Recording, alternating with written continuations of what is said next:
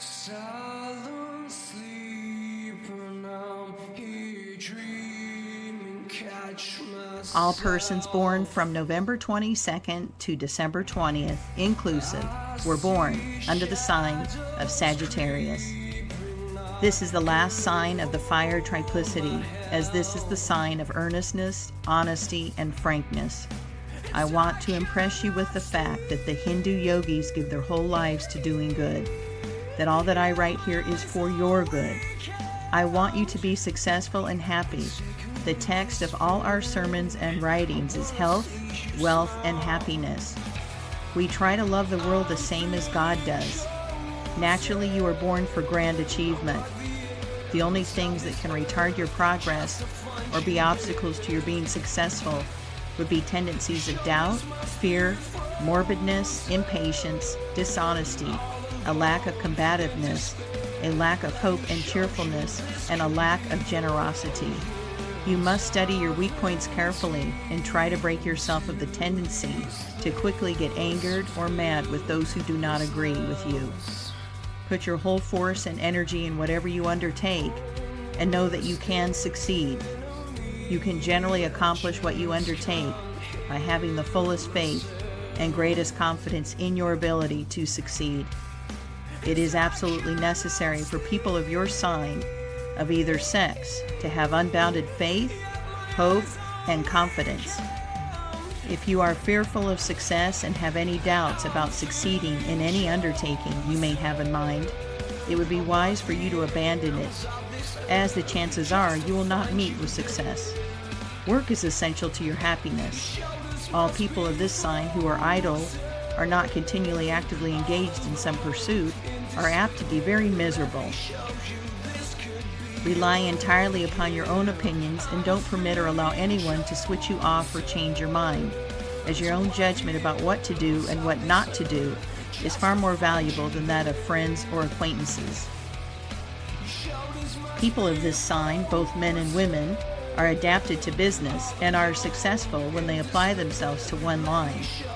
Concentrate all of your energy and powers on whatever you have in hand, and do not take up a new undertaking until you carry the present one to a successful end. You will be very powerful and forceful to the extent that you combat and overcome obstacles, especially your faults. You are one who does not need to be told much about your faults, as you know them yourself.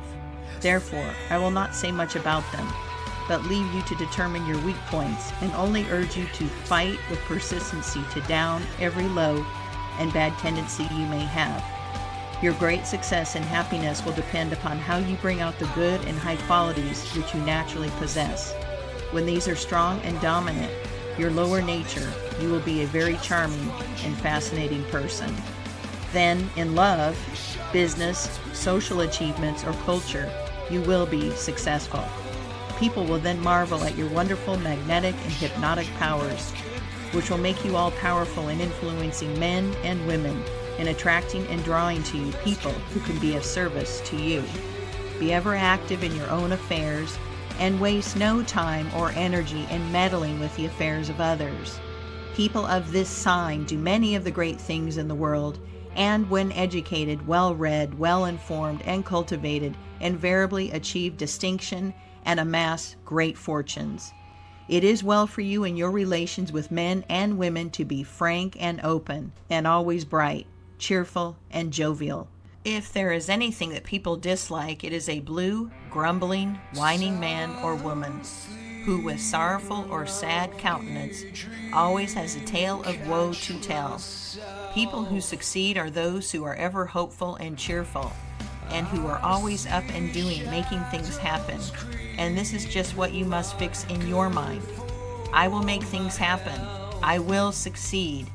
I will be happy and joyful. I will see only the good and bright things of this world. What this world needs is more cheerful workers, more enterprising men and women, more progressive beings, more courageous and combative people. If not married, I would advise you to seriously consider the question. Read what I say about marriage in the closing chapter of this book. Neatness, order, attention to details, providently laying aside money for emergencies, belong to your sign in a marked degree, and are what makes so many of the Sagittarius people so wonderfully successful. They generally understand the following words of wisdom uttered by a wise and good man. The way to wealth is as plain as the way to market. It depends on two words, industry and frugality. That is, waste neither time nor money, but make the best use of both. If you would be wealthy, think of saving as well as getting. Poverty is a curse and must be abolished.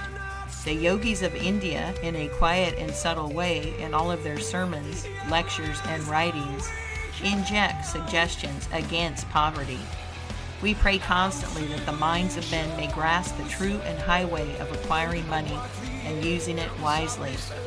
We claim no great fortunes were ever amassed dishonestly, that to acquire enormous wealth one must be honest and wise, know how to use it wisely after getting it.